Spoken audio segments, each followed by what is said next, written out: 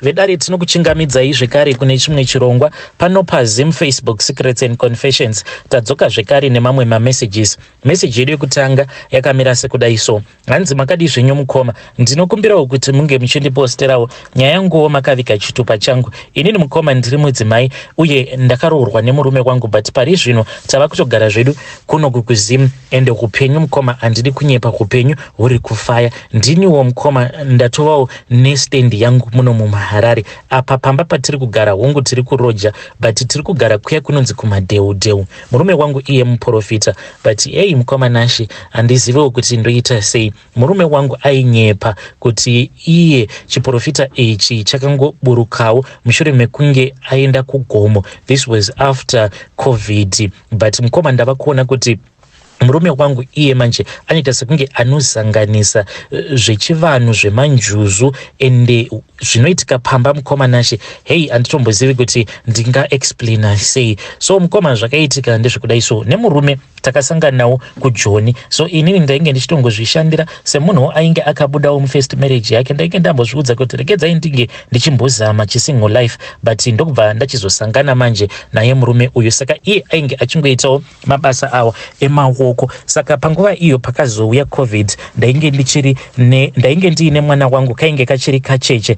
Mukoma takabva tatanga kutambudzika. Nhamo yakapinda mumba zvokuti takasvika pakuseva sadza nesauti, murume achingondiudza kuti at least chingodya kuitira kuti mwana uyu ange achizowanawo mukaka. Mukoma, life was very difficult, but murume manje akabva azongodisappear. Murume paakaona kuti mumba mainge masara almost kota yechi12.5 kuya wekuSouth Africa, ndopa akabva angobuda makuseni achiti pane kwandadanwa, hanzi kune peace job, munhu angadzoka, munhu haana kana kumbodzoka. Mukoma, murume akazoita almost 1 week asipo pamba. Apa ndainge ndava kuzvibvunza kuti zvino murume uyu kana anditiza, ko mari yacho yerent ndichaiwana kupi? Ko mwana uyu zvaava kudziya miviri, ko akarwara ndichaita sei? Because kwacho kwatainge tichigara kuti unge uchienda kuclinic waitofanira kutoti unge uchitombokwira kombi obva waenda kutown. Mukoma, ndakazvishungurudza ndichingofunga kuti zvino ndoita sei. Musi uyo wekuti ndo pandakazobika sadza musi uyo hupfu pawakazopera ndiwo musi waakazosvika murume akaita kugukuchira mazigrosari. Musi wacho iwoyo mukoma ndakatongobikira sadza racho mukapu because hupfu hwacho hwainge hwasara hwainge huri hushoma. Saka akati asvika ndokubva ndazomubvunza kuti ainge akaenda kupi. Ndainge ndava kutofunga kuti zvimwe kuda munhu uyu ane umwe mukadzi uyo wandisingazivi. Saka akabva azondiudza kuti ainge akadanwa neumwe muprofita ndokubva vazoenda kugomo. Saka variko kugomo ikoko iye ainge achiti ndo pakabva pazoburuka mweya uyo wakamuudza kuti iyewo aifanira kuti ange achizoita muprofita. Saka akatouya nemotikari iyo yaainge ahaya ndokubva azoburutsa rimwe zibhegi iri mukoma rainge rakaita kuti mago rakazara mishonga. Zvino mukoma Nashi akazoti manje ava kutanga kuburitsa mishonga iya ichiita kunhuhwa kuti apa mainge muine rimwe zihari. Nanhasi uno zihari iroro harivhurwi, amene kuti richavhurwa rini.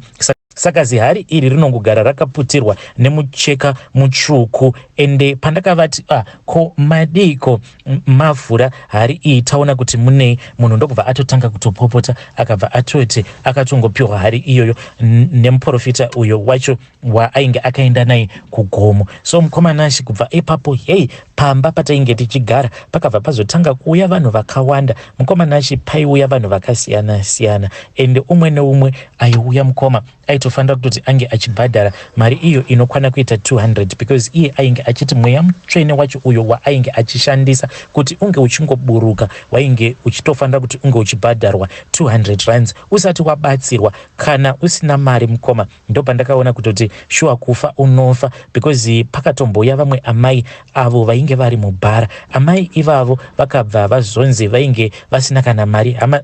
Nekuti pakatomboya vamwe amai ava vakatoya vachitosundwa vari mubhara vachinzi kuchipatara vainge varambidzwa because vainge vasina passport. Saka hama dzacho dzainge dzichiti kana sent dzainge dzisina. Murume wangu akatongoignora mukoma akabva ati kana musina mari mweya mutsvene haukwanisi kuburuka. Ndakarwadziwa mukoma, ende ndakati ndichimuudza kuti ndinokwanisa kuvabhadharira, akabva ati hazviite.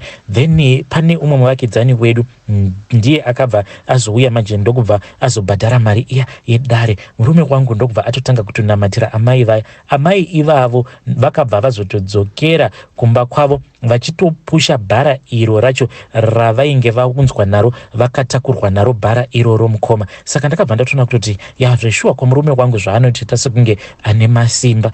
Takabva tatotanga kutoraramawo kaupenyu kainge katoribo. Murume ndokubva atoregedza zviya zvaainge achiita zvemapeace job.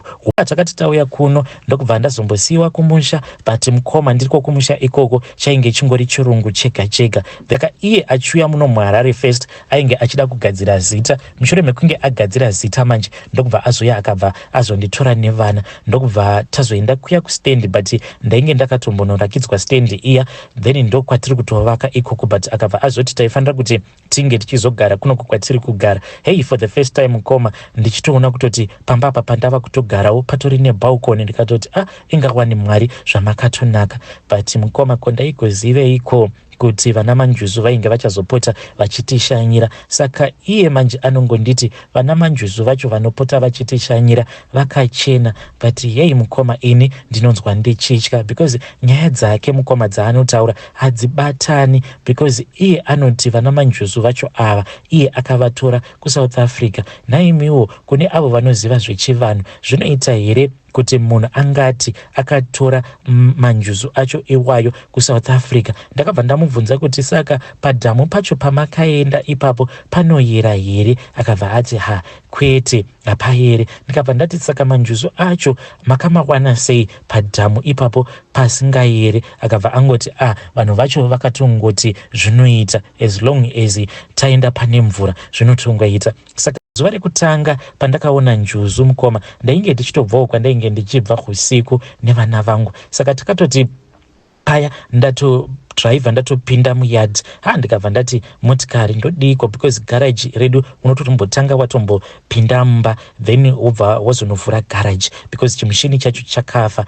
Ndikabva ndati kuvana motikari iyi kai tava kutongoita musikanzwa toisiya pano, baba venyu vachauya vopopota zvavo but vachazoipinza zvavo mugaraji, ndokubva taisiya panze paya. Ndisu uyo tikabva taenda zvedu ndokubva tanopinda nekukitchen. But ndakabva ndati miedzo yakashata, handisi kuda kuitira murume wangu miedzo. Ndokubva ndati vana paya pavainge vava busy vachitoona havo TV, ndikabva ndatora makey ekugaraji ndikabva ndaenda paya. So ndakangoti ndichingonovhura zido regaraji, yei amai kani mukoma ndakaridza mhere, but voice rangu rakaramba kubuda because ndakati ndichingonovhura zigaraji riya wanikwe kwainge kuine mukadzi uyo ainge akapfeka zvinopenya, ainge akatongomira padhuze nemotikari yangu. Mukoma nacho mukadzi uyu ndiye akazotanga ataura neni, ndokubva azondibvunza kuti murume wangu ainge aripo. Apa ini ndainge ndongobvunda. Saka paakandibvunza kuti murume wangu ainge aripo here, ndikangoti zvimwe kuda vakadzi vaya vanoita zvekutengesa miviri yavo, nekuda kwekuti ainge akapfeka zvinopenya penya. But bvudzi rake manje ndio rainge richingondiconfusa because aiva nebvudzi raita sekunge remurungu, so apa aine mazinels mazihombe. Ndichibvunda kudaro ndo pandakabva ndazonzwa kuti chiya chainge chakabata izwi rangu chainge chandisunungura. Then ndikabva ndazoti ivo vainge vasipo. Ndikabva ndati ndainge ndisikatozivawo kuti vainge vachizouya nguvai. Ndikabva ndati kasi manga muchida kubatsirwa here? Akabva ati kwete, ane chikwereti changu. Pakati ane chikwereti changu ndikabva ndati zvinoreva kuti murume wangu ava kuita zvekukichana nemahure. Ndikabva ndati manje havapo, moita sei, movamirira here? Akabva ati no, ndava kuenda. Ndikabva ndati chimirai ndinge ndichikuvhurirai gedhi. Apa ndainge ndichitozama kudzvanya dzvanya remote, gedhi riya ringavhurika mukoma. Ndakadzvanya remote iya, mukadzi uyu mukoma akangosvika pagedhi paya ndokubva atongovhura gedhi nemaoko. This is a remote controlled gate, but akatongopusha gedhi riya ndokubva atobuda, ndokubva atoenda mukoma. Ndakangoramba ndichingobvunda paya. Kwa hiyo motikari yacho ndakazomboipinza here mugaraji, ndakangozvisiya zvakadaro, kunyange garaji racho ndakatotya kurivhara. Then murume manje akabva azouya, this was like 30 minutes later. Murume ndopa akabva azouya, but ndakati ndamutarisa kudai ainge asingadi kutarisana neni mumaziso. Ndiye uyu akabva ati upstairs, ndokubva azoenda kubedroom, ndokubva ndazomutevera. Ndikati naimi ndiudzei, kasi mava kuita zvemahure here? Akabva ati kwete, why wati ndava kuita zvemahore ndikabva ndati pane umwe mukadzi so imwe slay queen yasvika pano ichiti iri kukutsvakirai. Akabva ati no, munhu wawaona haasi munhu. Ndikabva ndati what do you mean kuti munhu wandaona haasi munhu? Akabva ati waona njuzu, ndo njuzu yacho yandinoshanda nayo, iyoyo ndo inondipa masimba ekuprofita. Mukomana nacho ndokekutanga ndichiona njuzu, saka ndokainge kari kekutanga ndichiona njuzu yacho iyoyo, but now mukomana nacho njuzu iyi ndinotoiona almost after each and every 2 days ndinoiona. Ende ndaimboti sezvo njuzu iyi ndichingoiona panze usiku ndichangoregedza kubuda panze pacho usiku, but now kunyange kumadziro, so handizivi kuti ndingazviexplaina sei.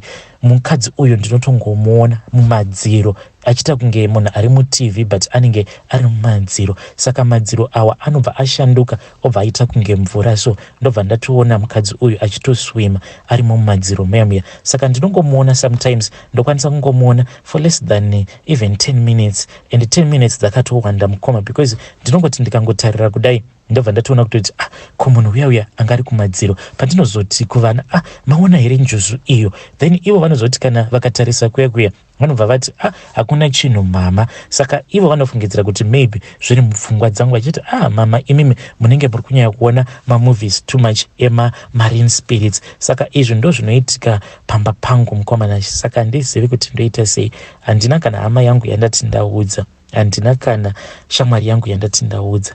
Ndimiwo wekutotanga kutoudzawo nyaya iyi. Kana pari sepasowe pemurume wangu mukomana nacho, murume wangu anoshandira even mapastors. Pamba pedu panotouya vafundisi mukoma vachiuya kuzoshandirwa kuti vange vachikwanisa kuita miracles. Vedare ndo message iyo yandakatumidzirwa ichibva kuna vahanzvadzi vedu. Naimi zvakangoma hazvo vedu wei, please ngatizamei kuti tinge tichitaura navo vahanzvadzi vedu ava mucomment section. Pakaipa asi ngatitaurei navo. Regedzai tibva taenda panyedu inotevera.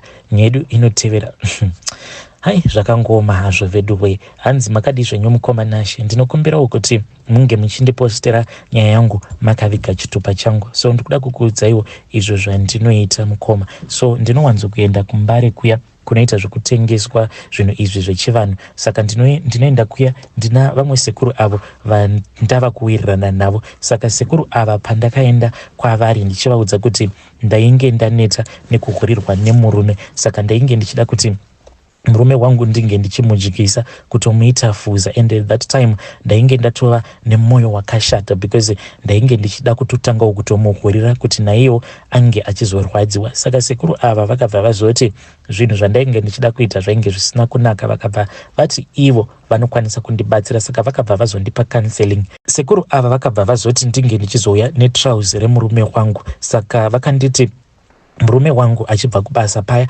paanokurura nhumbi dzake ndinofanira kuti ndinge ndichitora trauzi riya ndobva ndaregedza kuriwacha, ndobva ndazouya naro kwavari riine tsvina kudaro. Saka murume akazoti auya ndikabva ndazoregedza kuwacha trauzi riya, then ndokubva ndazoti makuseni iye achibudawo iniwo ndichibuda ndichiti ndikuda kuenda kunotsvaka zvinhu zvangu kumbare. Ndikabva ndaenda kwavari sekuru ava, saka ndakabva ndazovapa trauzi riya, vakabva vazoti vainge vachida kumbogara naro trauzi riya. Ndokubva vazotanga kurishanda, vachirishanda vakazondiudza kuti ndaifanira kuti ndinge ndichiuya kuzoritora.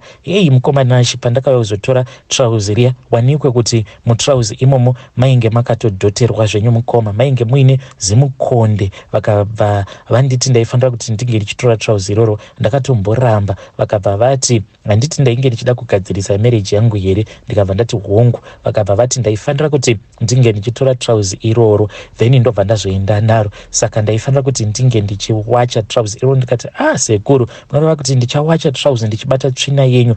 Vakabva vati handiti uri kutosema izvezvi kana kuribata trauzi iri. Ndikabva ndati hongu sekuru. Vakabva vati kunyange pauchawacha handiti uchawacha trauzi iri wakafinyamisa kumeso uchiratidza kuti uri kusemeswa nezvaunenge uchiita. Ndikabva ndati hongu sekuru. Vakabva vati ndinoda kuti unge uchinyatsokufinyamisa kumeso, nekuti pauchange uchiwacha ipapo trauzi iri, kusema kwauchange uchizoita tsvina iyi yandakaitiramo mutrauzi ndokuzosema kwaachazoita murume wako. vachisema vamwe vanhukadzi. So mukoma ndakabva ndazogamuchira trouzi riya riya, saka ndakabva ndazotora trouzi riya. Kunyange mukufamba vanhu vaiti so kana vakanditarisa waitoona kutoti vanhu vaiti kana vanzwa munhuwi wetsvina, because ndainge ndichitonhuwa tsvina chaiyo pupu mukoma, then waitoona vanhu vachitopfira mate pasi sezvainge zvichitaurwa nasekuru vaya kutoti ndo zvainge zvichazoita murume wangu kana akaona mukadzi akamuchiva anobva amufira mate pasi achitomusema. Ndakazoti ndasvika kumba murume wangu asati adzoka achibva kubasa,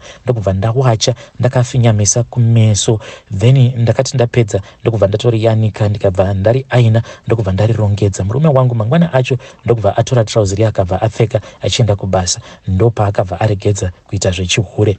Zvino sekuru ava vakabva vazoti ndikuda kukugadzirisira imba yako, saka ndinopota ndichienda kunotora weti yegudo. Weti iyi yegudo mukoma ndiyo yandinoisira murume wangu mumvura yekunwa paya pandinenge ndati ndinenge ndapedza kubika, paya pandinomuisirawo mvura yekunwa kuti kana apedza kudya ange achinwa mvura, ndinenge ndaisa weti yegudo. Zvikare vakabva vati ndinopota ndichishandisa weti yegudo pakubika chikafu kuti murume wangu ange achindida. Ndiyowo confession yangu iyi mukoma Nashi.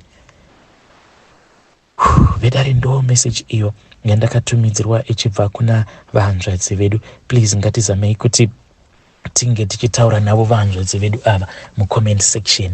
Hey, zvavakaita zviri right here kana kuti zviri wrong, uye zvakaitwa nasekuru avo zviri right here kana kuti zviri wrong. Please ngatitaurei navo vahanzvadzi vedu ava mucomment section. Hey, pakaipa.